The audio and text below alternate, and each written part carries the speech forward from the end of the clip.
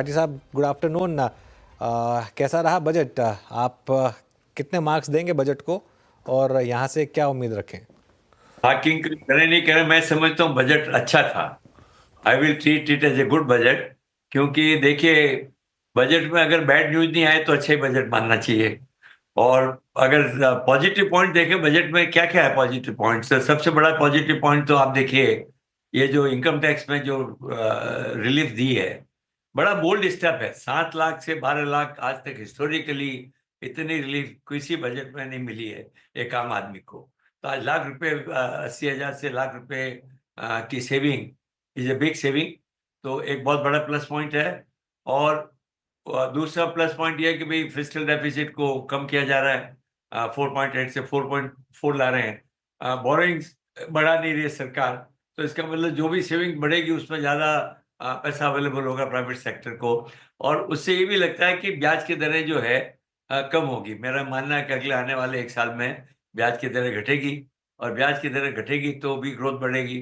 Capex जो है जरूर जो है वो जितनी उम्मीद थी कि लास्ट ईयर भी जो 11 लाख का आंकड़ा बजट किया था उसके अगेंस्ट में 10 ही हुआ। इस बार 11 का बजट बना है। तो आई थिंक बैलेंस किया गवर्नमेंट ने कि भाई चलो कैपेक्स थोड़ा ज्यादा नहीं करें और उसकी वजह 1 लाख करोड़ रुपया अगर लोगों के हाथ में जेब में डालें तो शायद उससे जो कंजम्पशन की ग्रोथ कम हो रही थी उसको बढ़ावा मिल सके। तो ओवरऑल अगर देखें और फिर इसमें कई लॉन्ग रेंजिंग जो बातें हुई हैं उनका इफेक्ट एक दिन में नजर नहीं आता है। मेरा मानना है कि स्टॉक मार्केट जो है एक दिन में खाली बजट से संबंध नहीं रखता है। कई चीजें साथ साथ हो रही है, जैसे ग्लोबल क्या हो रहा है सब इफेक्ट करें। तो इसमें लॉन्ग में जो अच्छे प्रोसेस कई इंप्रूवमेंट, चाहे एग्रीकल्चर में देखें, एमएसएमई में देखें, इन्वेस्टर कैपिटल मार्केट से देखें कि केवाईसी अगर अगर सिंपलर केवाईसी हो जाए तो और लोग साथ में जुड़ेंगे। आज की तारीख में जो है मार्केट में कई लोग इसी कारण परेशान हो जाते हैं कि साहब केवाईसी इधर से उधर करना पड़े। तो बहुत अच्छे जो संकेत दिए हैं बजट में, मेरा ये मानना है उसके ये वो लॉन्ग टर्म में बहुत लाभदायक हैं। और बजट भी बहुत अच्छा है। कोई मुझे उसमें खराबी नजर नहीं आ रही है। अच्छा मिस्टर राठी, आपने इंटरेस्ट रेट साइकिल की बात की और डेफिनेटली बजट कोई कंप्लीट डायरेक्शन तय नहीं करता, एक इवेंट है मार्केट के लिए जिसका हम अभी डिस्कशन कर भी रहे हैं। आगे और भी बहुत इवेंट है। अब आरबीआई पॉलिसी नेक्स्ट है, ट्रम्प पॉलिसीज़ क्या रहती हैं आगे जाते हुए, अर्निंग्स बहुत इंपॉर्टेंट हैं। अगर हम इंटरेस्ट रेट साइकिल की ही बात करें, इस बजट से कुछ क्यू आपको मिला कि क्या एक्सपेक्ट करना चाहिए अपकमिंग पॉलिसी से? मेरा मानना है कि 25 पैसा कम होना चाहिए अगले पॉलिसी में। पिछले 2-3 बार पॉलिसी में भी हमेशा एक तो कुछ इन्फ्लेशन, शॉर्ट टर्म में इन्फ्लेशन बढ़ गए थे, ग्लोबल रेट्स कम नहीं हो रही थी, उसका इफेक्ट था। और थोड़ा मन में भय था। परंतु अब जैसे आंकड़ा दिया आरबीआई ने खुद ने कि अगले वर्ष जाके 4% इन्फ्लेशन आ जाएगा और ग्रोथ लाने की सरकार की भी संभावना है। और लिक्विडिटी की जो प्रॉब्लम थी वो अभी आरबीआई गवर्नर पिछले कुछ दिनों से लगातार लिक्विडिटी का एक और दूसरे तरीके से इन्फ्यूजन हो रहा है।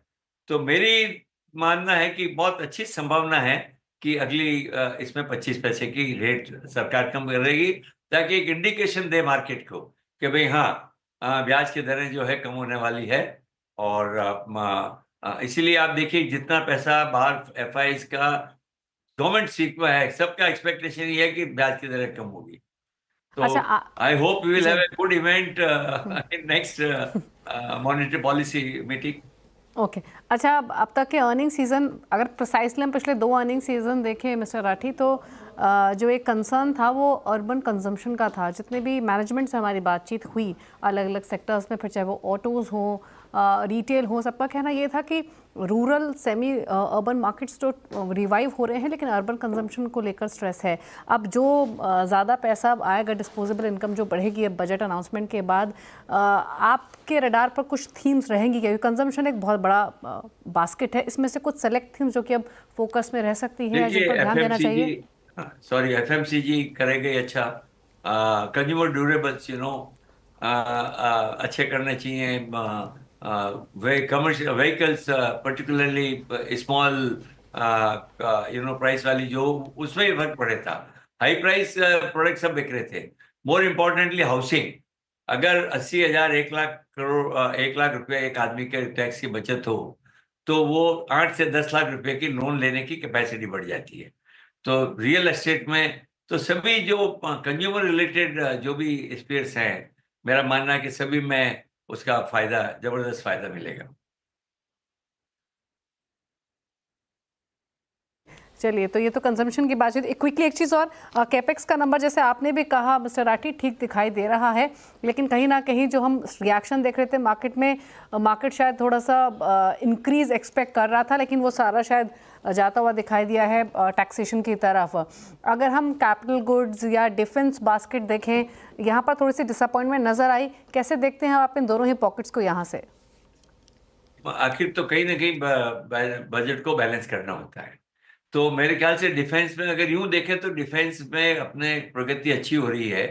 पिछले कई सालों में डिफेंस एक्सपेंडिचर बढ़ा है। हर साल ये एक्सपेक्ट करना है कि हर आइटम में बजट बढ़ेगा, मुश्किल होता है। मेरा मानना है गवर्नमेंट का management of control on expenses is good.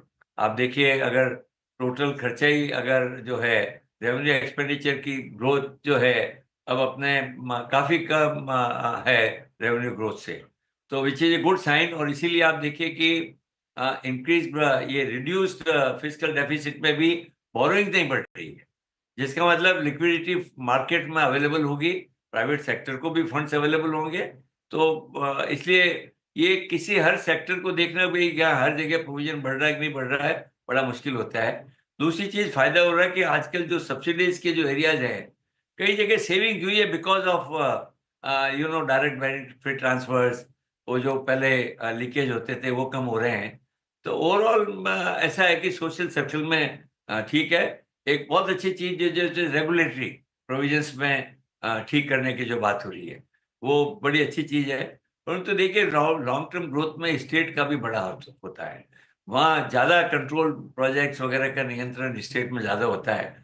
और स्टेट को इस बार इन्होंने फिर बढ़ाया है कि भाई स्टेट के साथ मिलकर जो कैपेक्स करेंगे वो भी 4 लाख करोड़ के आसपास जो भी असिस्टेड कैपेक्स किया है उसमें बढ़ोतरी की है।